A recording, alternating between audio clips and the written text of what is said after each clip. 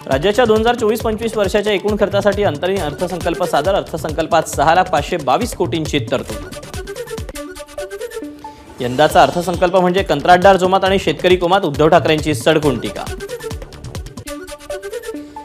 नवव्यामध्ये असताना अर्थसंकल्प मांडला तेव्हा कौतुक केलं, विरोधकांकडून काय अपेक्षा करणार? ठाकरेंच्या टीकेला अजित पवारांचं उत्तर।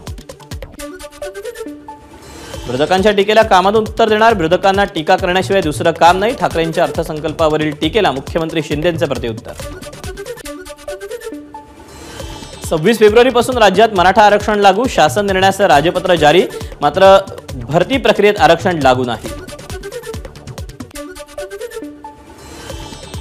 सरकारनं मराठा समाजाला कायद्याच्या चौकटीत टिकणारं आरक्षण दिलं, आरक्षण का टिकणार नाही याची कारणं विरोधकांनी द्यावीत, मुख्यमंत्र्यांचा विरोधकांवर निशाणा।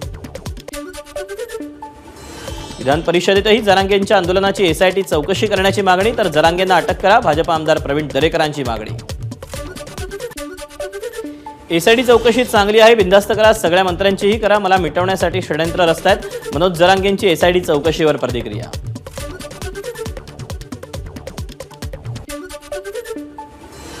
आई बहिणीवरून केलेल्या विधानाबाबत मनोज जरांगेंकडून माफी, 17 दिवस उपोषण सुरू होतं, त्या चिडचिडीत मी बोलून गेलो, जरांगेंचा माफीनामा। सगळे सोयऱ्यांची मागणी पूर्ण झालीच पाहिजे, मनोज जरांगे आपल्या मागणीवर ठाम।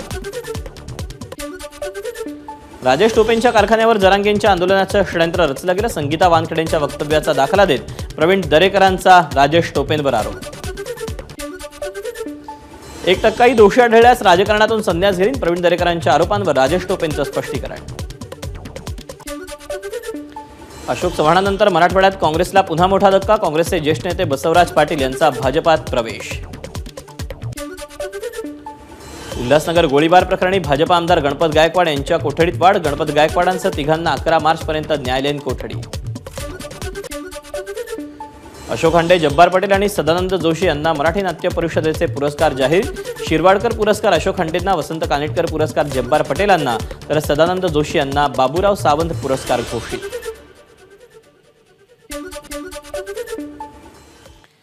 आणि यानंतर विदर्भातल्या बातम्यांचा घेऊया सुपरफास्ट आढावा। यवतमाळ जिल्ह्यातील 16 पोलीस अधिकाऱ्यांच्या बदल्या, निवडणूक आयोगाच्या निकषांनुसार एकाच जिल्ह्यात 3 वर्षांहून अधिकचा कालावधी पूर्ण झाल्यानं बदल्यांचे आदेश। बुलढाणा जिल्ह्यातील 13 तालुक्यांमध्ये वादळी वाऱ्यासह गारपीट, अचानक आलेल्या अवकाळी पावसामुळे गहू, हरभरा, ज्वारी, संत्र्यासह रब्बी पिकांचं नुकसान। वाशिमच्या मंगळूरपीर, कारंजा तालुक्यात काही भागात अवकाळी पावसासह गारपीट, गहू, हरभरा, ज्वारी, फळबाग आणि भाजीपाला पिकांचं मोठ्या प्रमाणात नुकसान। यवतमाळमध्ये होणाऱ्या मोदींच्या सभास्थळाची मंत्री गिरीश महाजनांकडून पाहणी, 28 समित्यांच्या प्रमुखांसह राज्य शासनाच्या अधिकाऱ्यांसोबत गिरीश महाजनांकडून आढावा बैठक। वर्धा ते कळंब आणि आष्टी ते अमळनेर अशा 2 खंडाचं उद्या पंतप्रधान मोदींच्या हस्ते लोकार्पण, सेंट्रल रेल्वेचे मुख्य जनसंपर्क अधिकारी स्वप्नील नीला यांची माहिती।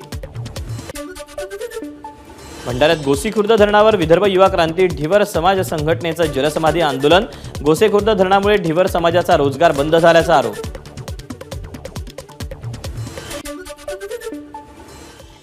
आणि यानंतर मराठवाड्यातल्या बातम्यांचा घेऊया सुपरफास्ट आढावा। नांदेडमध्ये अशोक चव्हाणांचा काँग्रेसला तिसरा धक्का, भोकर मतदारसंघातील युवक काँग्रेसच्या पदाधिकाऱ्यांचा भाजपात प्रवेश, अशोक चव्हाणांच्या उपस्थितीमध्ये पक्षप्रवेश। औसा पोलीस ठाण्याच्या वाहन चालकाचा अपघाती मृत्यू, रात्री गस्तीवरील वाहन उसाच्या ट्रॅक्टरला धडकल्यानं अपघात घडल्याची माहिती। हिंगोलीत गृहोपयोगी वस्तूंचा संच घेण्यासाठी सकाळपासूनच गोडाऊन समोर कामगारांच्या लांबच लांब रांगा, महाराष्ट्र इमारत आणि बांधकाम कामगार कल्याणकारी मंडळाच्या वतीनं बांधकाम कामगारांना गृहोपयोगी वस्तूंच्या संचाचं मोफत वाटप। लोकसभा निवडणुकीच्या पार्श्वभूमीवर हिंगोलीत भाजपचं बूथ संमेलन, मध्य प्रदेशचे उपमुख्यमंत्री जगदीश देवडा यांच्या उपस्थितीमध्ये संमेलनाचं आयोजन।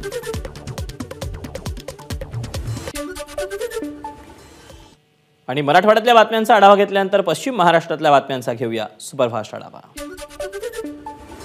बारामतीमध्ये 2 फेब्रुवारीला महारोजगार मेळाव्याचं आयोजन, मुख्यमंत्री आणि दोन्ही उपमुख्यमंत्री राहणार उपस्थित, लोकसभा निवडणुकीच्या पार्श्वभूमीवर मेळाव्याला महत्त्व। आगामी लोकसभा निवडणुकीच्या पार्श्वभूमीवर जय पवार आणि सुनेत्रा पवार बारामती दौऱ्यावर, सुनेत्रा पवारांच्या मतदारसंघामध्ये विविध ठिकाणी भेटीगाठी वाढल्या। संभाजीराजेंकडून इंस्टाग्रामवर शाहू महाराजांसोबतचा जुना फोटो पोस्टनंतर संभाजीराजे छत्रपती कोल्हापुरातून लोकसभेची निवडणूक लढवणार असल्याची चर्चा. ड्रग्ज प्रकरणानंतर आता अवैध मद्य विक्रीवर पुणे पोलिसांची करडी नजर. सुरतापवाडी भागात 2 ठिकाणी छापेमारी करत 9,000 लिटर दारू केली जप्त. पुण्याच्या कुंजीरवाडी परिसरात महिलेच्या गळ्यातून सोन्याच्या दागिन्यांची चोरी. संपूर्ण घटना सीसीटीव्ही कॅमेऱ्याने टिपली. चोरट्यांनी 1,35,000 रुपयांचे दागिने हिसकावल्याची माहिती.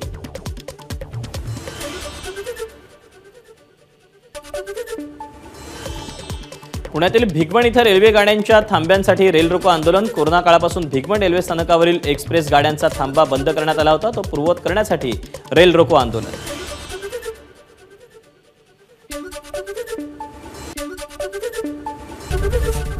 एबीपी माझा, उघडा डोळे बघा नीट.